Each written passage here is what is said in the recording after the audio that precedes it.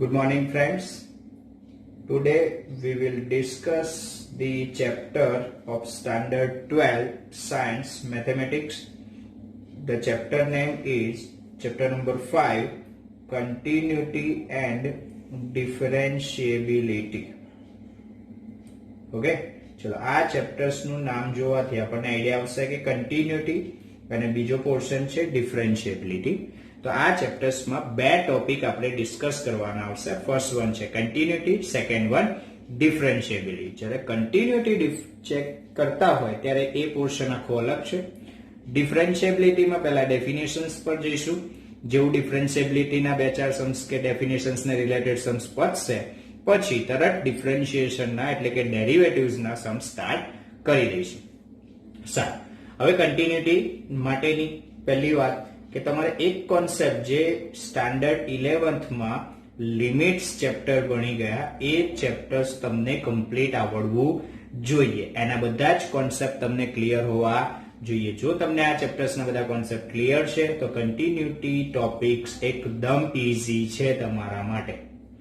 સારું, હવે continuity check કરવા માટેની વાત કરીએ તો પહેલા કન્ટિન્યુટી કેમ ચેક કરવી પડે. તો આપણને ઘણીવાર ક્વેશ્ચન્સ એવા પૂછે કાં તો આપણના મગજમાં એવો ક્વેશ્ચન્સ થાય કે કોઈ ફંક્શન કન્ટિન્યુઅસ છે કે નહીં. ઓકે, હવે કન્ટિન્યુઅસ છે કે નહીં એનો મતલબ તમને સમજાવી દઉં નોર્મલ સાદી લેંગ્વેજમાં. જો તમે કોઈ ફંક્શનનો ગ્રાફ ડ્રો કરો, તમને ખબર છે ગ્રાફ ડ્રો કરતા તમે શીખી ગયા છે રિલેશન્સ એન્ડ ફંક્શન્સ ચેપ્ટર્સમાં સ્ટાન્ડર્ડ 11માં. તમે જો કોઈ ફંક્શન્સનો ગ્રાફ ડ્રો કરી રહ્યા છો, જો એ ફંક્શન્સનો ગ્રાફ પેન ઉપાડ્યા વગર કન્ટિન્યુઅસ ડ્રો કરી શકો તો એ ફંક્શનને કહેવાય કન્ટિન્યુઅસ ફંક્શન. જો તમારે વચ્ચે ક્યાંય પેન ઉપાડવી પડે તો એ ફંક્શન એ પોઈન્ટ આગળ ડિસકન્ટિન્યુઅસ છે, એનો મતલબ કે કન્ટિન્યુઅસ નથી તેમ કહેવાય. બોલો, આટલું ક્લિયર? એટલે કન્ટિન્યુઅસ ફંક્શનની એક આ સાદી લેંગ્વેજમાં ડેફિનેશન થઈ. હવે વાત કરીએ આપણા મેથેમેટિકલ ફોર્મમાં કોઈ ફંક્શન કન્ટિન્યુઅસ છે કે નહીં એવું ક્યારે કહેવાય.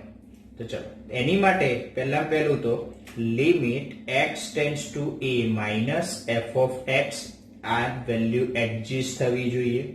બીજી વેલ્યુ કઈ તો કે limit x tends to a plus f of x આ બી એક્ઝિસ્ટ થવું જોઈએ અને f ઓફ a બી એક્ઝિસ્ટ થવું જોઈએ. ચલો આ ત્રણ વેલ્યુ એક્ઝિસ્ટ થવાની જોડે જોડે એક main important condition limit x tends to a minus f of x equals to limit x tends to a plus f of x which is also equals to f of a, then we can say that f of x is continuous function. F of x is continuous function at x equals to a. F of x is continuous function at x equals to a. આવું આપણે કહી શકીએ ક્યારે તો કે આ ત્રણ વસ્તુ ઇક્વલ થાય ત્યારે.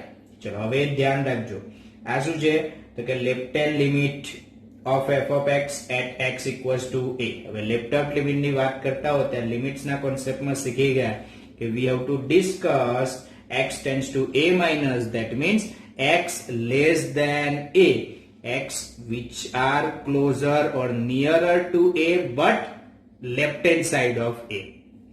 And for the right hand limit x tends to a plus, that means we have to discuss x greater than a which are nearer to a. Okay, not far away from a. Okay, we have to discuss only x which are greater than a and nearer to a and f of a. Okay, if three are equal then we can say that f of x is our continuous function at x equals to a. ચલો હવે એને related question જોઈએ. તમને એક question આપ્યો છે discuss the continuity of function f of x equals to x plus 3 x minus 3. ચલો when x is less than 0, when x is greater than equals to 0. ચલો તમને કોઈ એક ફંક્શન આપ્યું છે ડિફાઇન કરીને કે આ ફંક્શનની કન્ટિન્યુટી ચેક કરો at x is equals to 0. ચલો whether the function is continuous at x equals to 0 or not. So for discussing at x equals to 0, we have to find the left hand limit at 0. That means limit x tends to 0 minus f of x, as well as limit x tends to 0 plus f of x, and we want f of 0 also. First of all, limit x tends to 0 minus f of x find out કરીએ તો તમે જોઈ શકો છો કે f of x એ 0 ની left hand side as well as 0 ની right hand side પર ડિફરન્ટ ફંક્શન ડિફાઇન થઈને વર્ક કરે છે એટલે તમારે પહેલા આ કેસમાં શું કરવું પડશે ફંક્શન આઈડેન્ટિફાઈ કરીને લખવું પડશે જે આપણે લિમિટ્સ એન્ડ ડેરિવેટિવ્સ જ્યારે 11th માં ચેપ્ટર્સ ભણે ત્યારે આવા ક્વેશ્ચન્સ બી જોયા હતા સમ સ્પેશિયલ ફંક્શન્સ ના ટોપિક્સ માં તો અહીંયા જોજો કન્ડિશન્સ થી ચેક આઉટ કરું છું ચલો x tends to 0 minus આ કન્ડિશન છે ચલો તો we have to discuss those x which are less than 0 જે એવા x ની ચર્ચા કરવાની છે જે x 0 કરતા નાના છે પણ 0 ની કેવા છે નજીક છે વેરી ક્લોઝ છે તો તમે શું કહી શકો કે x less than 0 x tends to 0 minus એનો મતલબ શું થાય x less than 0 તો એના ઉપરથી આપણે f of x શું લખી શકીએ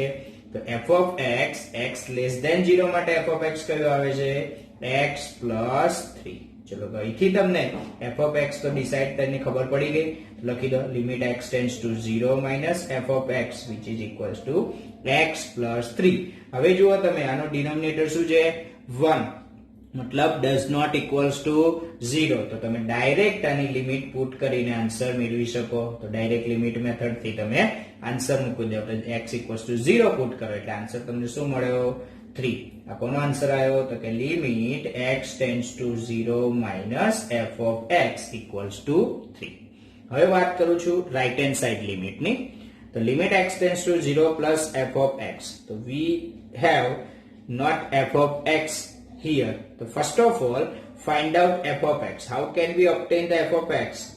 So the condition is here, x tends to 0 plus, that means x greater than 0.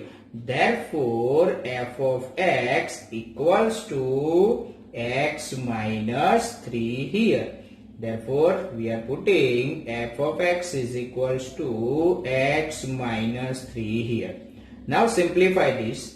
By direct limit method, we can put x equals to 0 here. Therefore, we are getting limit x tends to 0 plus f of x equals to minus 3. And what is f of 0? F of 0 means x equals to 0. Put x equals to 0. So which function is for x equals to 0? So x equals to 0 માટે કયું function છે x minus 3. એ functions માં તમારે શું put કરવાનું છે 0 તો તમને શું મળશે -3 ચલો હવે જે ચર્ચા છે એ જોઈએ તો here limit x tends to 0 minus f of x એનો આન્સર શું આવ્યો તો 3 અને limit x tends to 0 plus f of x નો આન્સર શું આવ્યો -3 આ બંને ઇક્વલ છે ના ઓકે તો એનો મતલબ શું કહેવાય કે આ લિમિટ એનો મતલબ શું કહેવાય limit x tends to 0 f of x does not exist જો આ લિમિટ જ એક્ઝિસ્ટ નથી કરતી તો પછી તમારું ફંક્શન એટલે કે f of x is not continuous at x is equals to 0 તમે આ જે ડેફિનેશન છે એને બીજી રીતે પણ આ રીતે લખી શકો તમારી ડેફિનેશન આ રીતે પણ લખી શકાય limit x tends to a f of x equals to f of a then it is continuous function at x equals to a left hand limit right hand limit જ્યારે f of x left hand side અને right hand side માટે single એટલે કે એક જ આપ્યું હોય બરાબર અને કોઈ સ્પેશિયલ ફંક્શન્સ ના હોય તો તમે આ રીતે ચેકઆઉટ કરી શકો ઓકે તો આ થયો તમારો કન્ટિન્યુટી ડિસ્કસ કરવાનો એક સમ થયો બરાબર છે ચલો આને રિલેટેડ બીજો એક ક્વેશ્ચન જોઈએ. Discuss the continuity of function f of x equals to x square at x equals to 1. ચલો મારે એક ફંક્શન આપ્યું છે f of x equals to x square. હવે એમાં કોઈ કન્ડિશન નથી આપી કે 1 ની left hand side, right hand side આ ફંક્શન ડિફરન્ટ છે એવું તમને કહ્યું નથી. તો તમારા માટે લેફ્ટ હેન્ડ સાઈડ હોય, રાઈટ હેન્ડ સાઈડ હોય, બધા માટે ફંક્શન સિંગલ એટલે કે એક જ છે. તો તમારે લેફ્ટ હેન્ડ સાઈડ અને રાઈટ હેન્ડ સાઈડ નો અલગ કેસ બનાવવાની જરૂર નથી. તો એ કેસમાં તમે આ ડેફિનેશન નો એટલે કે આ શોર્ટ ફોર્મ નો પણ યુઝ કરી શકો. તો આ કેસમાં તમારે શું ફાઇન્ડ આઉટ કરવાનું રહેશે? તો કે limit x tends to a f of x. Here a is at x equals to 1. We have to discuss the continuity at x equals to 1. Therefore, limit x tends to 1. F of x. So what is f of x? Here f of x is x square. Now find out the limit. Here denominator is 1 which is not equals to 0. Therefore, we can use the direct limit method and we can obtain the limit of this function is 1. Now find f of 1 also. So here f of 1 equals to 1 square which is also equals to 1. So here limit x tends to 1 f of x equals to f of 1. Here limit x tends to 1 f of x equals to f of 1.